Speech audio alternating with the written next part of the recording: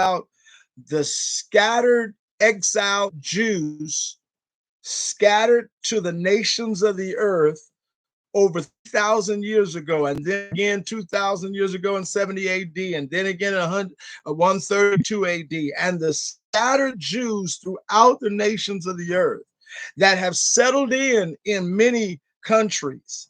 It's not until persecution, it's not until tribulation, and it's not until war that these Jews that have settled into these countries feel the need to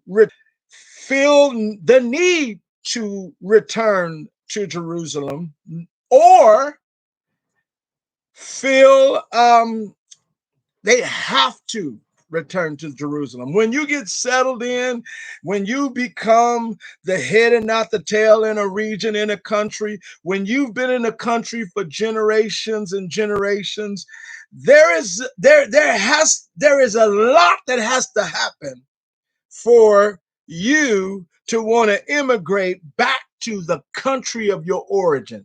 That's not just Jews, that's all nations. All the nations have been scattered as a result of the Deuteronomy 28 broken law.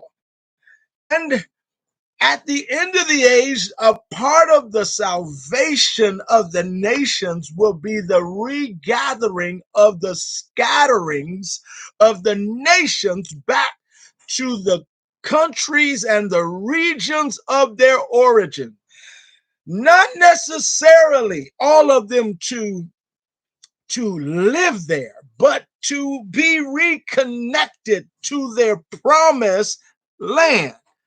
For when we talk about the calling and the blessing of Abraham, we're talking about a blessing that not only will come to Abraham and his seed of the land of Israel being returned to the Jewish people, but the nations will be blessed by Abraham's seed, Jesus Christ, and the nations will receive the blessing on their nation that has been promised out of Abraham's blessing, that his seed would be a blessing to all the nations of the earth.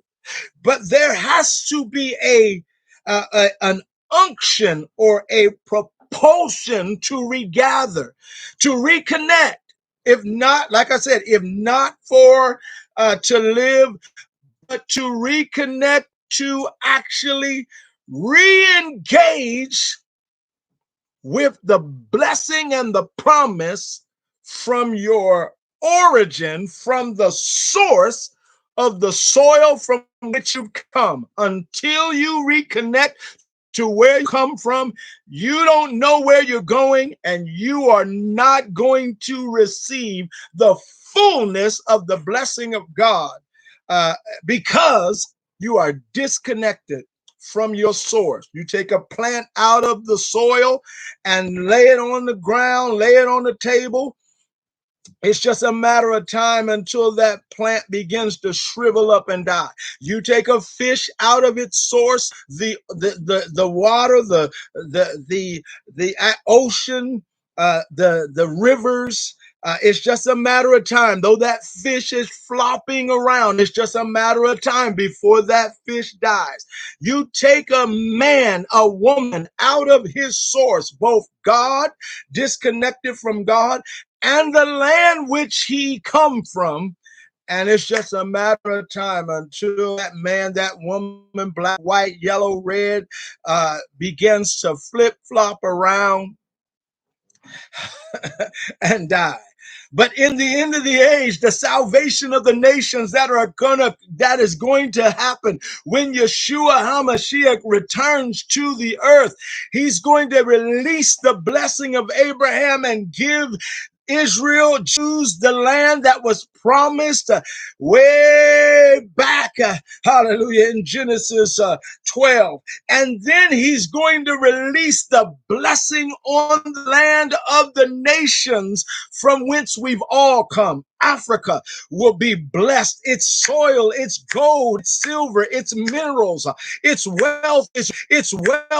riches connected to that land will have access restored. See, the reason why you don't stand with Israel because you don't know what's in store for you when Israel reconnects to the promise God gave to Abraham. And because you don't know what's in store for you when Israel reconnects to the plan that God gave and the blessing that God gave to Abraham, you are against your very own blessing when you stand against the blessing that God has promised to Israel through the Abrahamic covenant.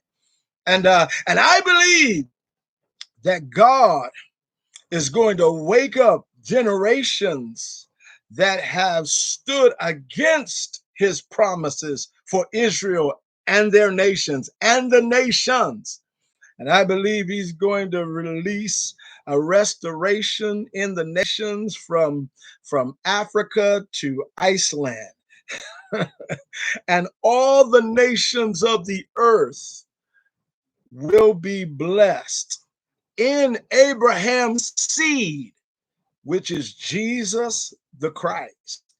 I got off on a bunny trail. All of that was free. I didn't mean to say any of that, but I do want to say that